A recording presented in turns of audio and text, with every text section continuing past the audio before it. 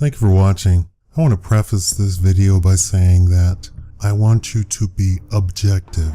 Open up your intellectual mind. Let me give a definition. I very often say the words white people. I think a lot of you are not understanding what that even means. I know you're going to be confused. What does he mean? I don't understand what white people mean. I know what white people means. No, you don't. I grew up in what you would call the lap of luxury. I grew up in the high society. I grew up in the politically powerful. When I say white people, I mean people of European descent that do not have to get up and go to work. People who don't have to work for a living. They have power and money that what motivates them is not trying to pay bills, but trying to either amass wealth, amass power, or influence people. This is what I mean when I say white people. So, if you live next door to me, or you could live next door to me, I'm not talking about you. If you live in a trailer park, I'm not talking about you. If you have 2 children, 2 cars, 1 house, or even 2 houses, I'm not talking about you. Now, when I say black people, I mean all black people. And a lot of people don't even understand that. When I say all black people, I mean the ones in jail, the ones in the welfare houses, I don't even know what it's called, the ones with the 2-car garage and the 2 children, the ones with the 5 houses, the ones who influence people and amass power and wealth. I mean all black people. And for the most part, when I say black people, I'm talking about the ones with the 1 child, 5 houses, and who really don't have to go to work. Because that's the picture in my mind of what I mean to say when I say black people. I'm not talking about black people on MTV, VH1, Cops. That picture doesn't enter my mind because that's not what I was surrounded by. I was surrounded by the 1 child, semi-powerful black people, like my family. We're semi-powerful. We could influence people, but we don't regularly influence people. We have varying degrees of wealth in our family, from CEOs all the way down to just ministers or preachers or whatever you want to call it. I'm making this video to talk about the image of Ray Rice in the media. And one of my viewers, One Summer Sky, pointed out something, and I thought about making this video, and then I said, no, I don't need to do that. That'll just stoke the fires, or at very least, white people, regular white people, won't understand what I'm talking about and they'll get offended or it'll be completely misinterpreted. But I think I owe it to the general population and black people and white people, all white people, to make this video. TMZ, and not just TMZ, but they're the worst of the worst of the worst. You know, when we have a category of worst, then we have the top 100, and then we have the top 5, and then we have the nosebleed section. It's sort of like that 0.001% of the wealthy people that actually do pay all the taxes. I'm talking TMZ is the worst of the worst. They all do it, but TMZ is the poster child for it. Targeting black people, showing black people in the worst possible position and destroying this. Now you have to ask yourself, are they intentionally destroying people's careers and lives? Are they intentionally doing this?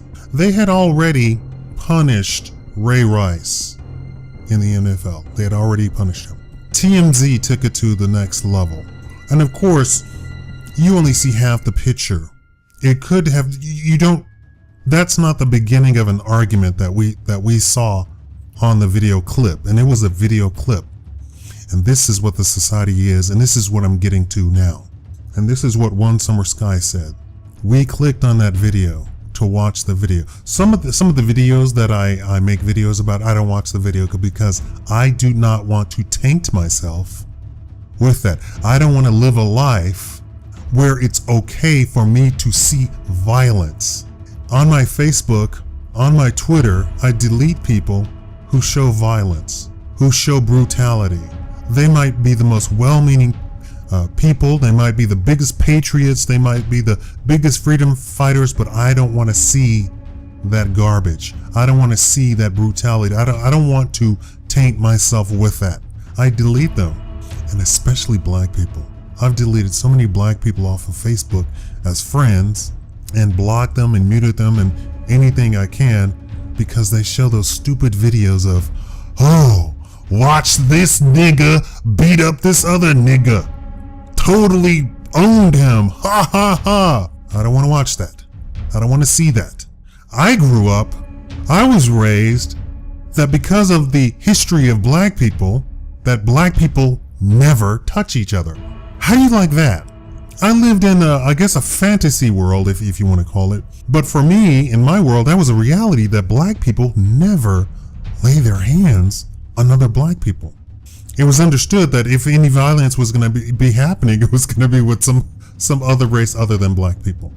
And I laugh, and sometimes I laugh out of being evil, or sometimes I laugh out of being sad. So don't take my laughter for anything other than that in any of my videos.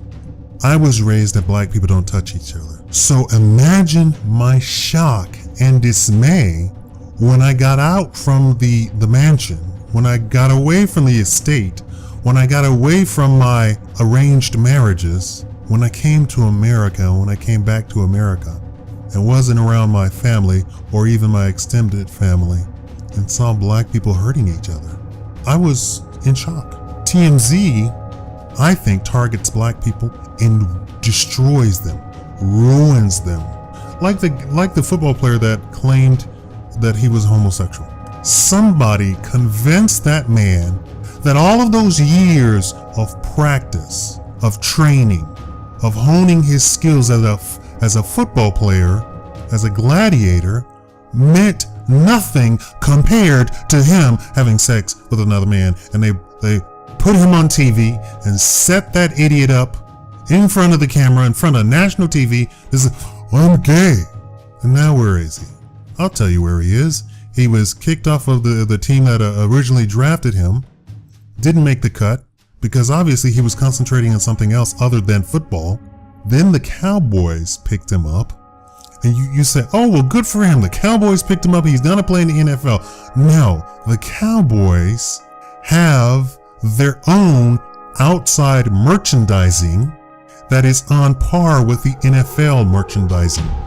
His jersey is the hottest selling item in football merchandising right now. They are using that man for their benefit. He's not going to see anywhere near what he could if he was an actual great football player. Now tell me, how many endorsements is he going to get? Hold on, before you say, oh, he already has endorsements. Let's reach into our crystal balls and say and look and think, how many endorsements did he just cross off by coming on national TV and saying he's gay? I know we can't calculate the what if, but I think some experts can. I think some experts actually can say, by him claiming to be homosexual, which is a vast minority, 1% of the population, he then wrote off consumers who are Christian and who believe that homosexuality is one of the ultimate sins, along with adultery and all that other stuff, murder and all that other stuff. Some experts can actually calculate that. We call them actuaries. An actuarial can say this guy just lost $500 million over his lifetime, or $500 million potential in the future if he were a great football player and had never said that he was gay. He gained nothing by coming out and saying he was gay, other than to then be used by the Cowboys. Somebody put that guy, he didn't do that himself. Trust me, he didn't do that himself. On national TV, you think he arranged to have the interview himself? You think he called up the PR person in the newsroom and whoever he did arranged? No, he didn't do that. This Ray Rice thing, and we eat it up, and black people eat it up. I want you to step up to my world where black people do not touch each other. Step up to my world where black peoples are hands off towards each other. That it is a high sin for a black person to touch another black person.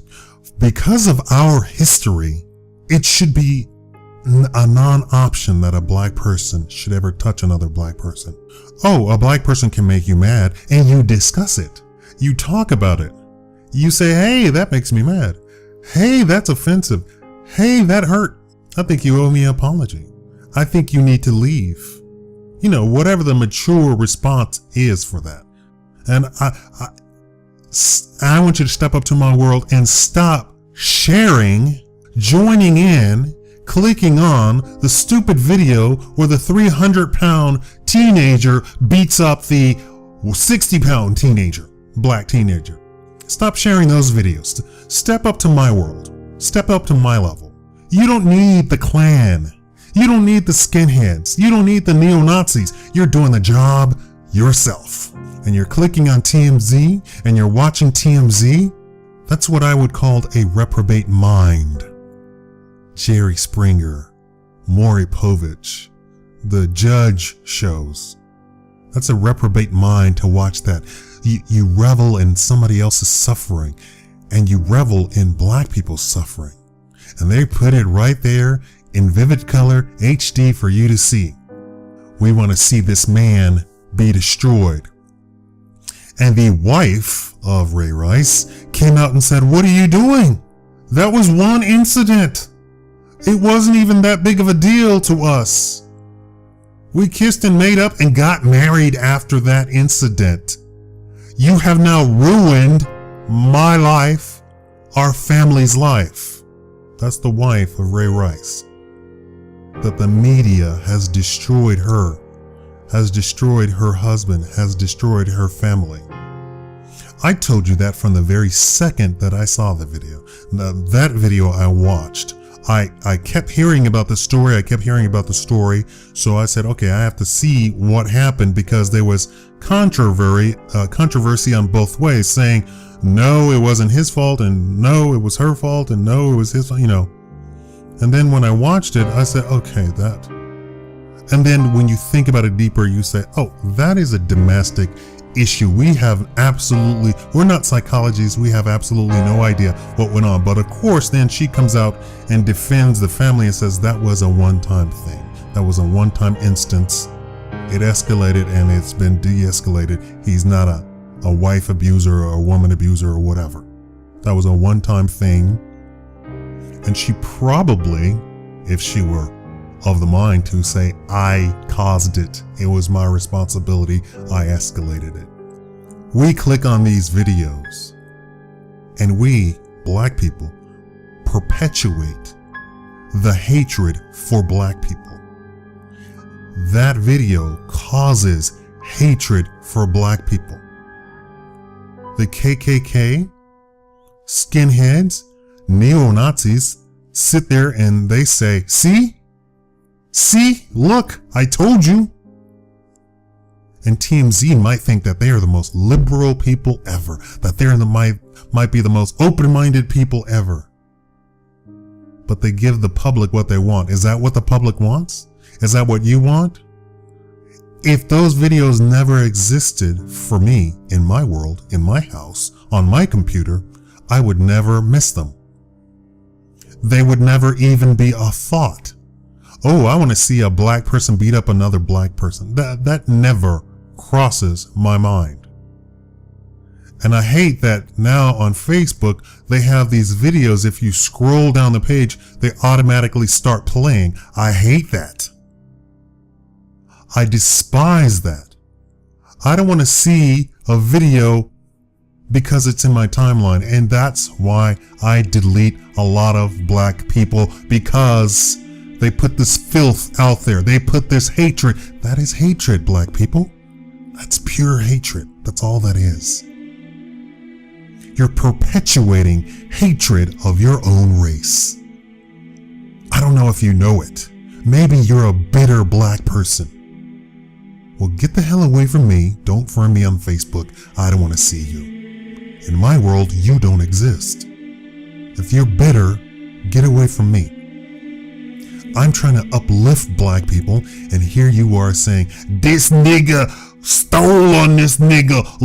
Watch this video, see the footage, see the violence come through. It destroys your aura, your very essence, by watching that filth. This is what's going on. I want you to be aware of what's really happening.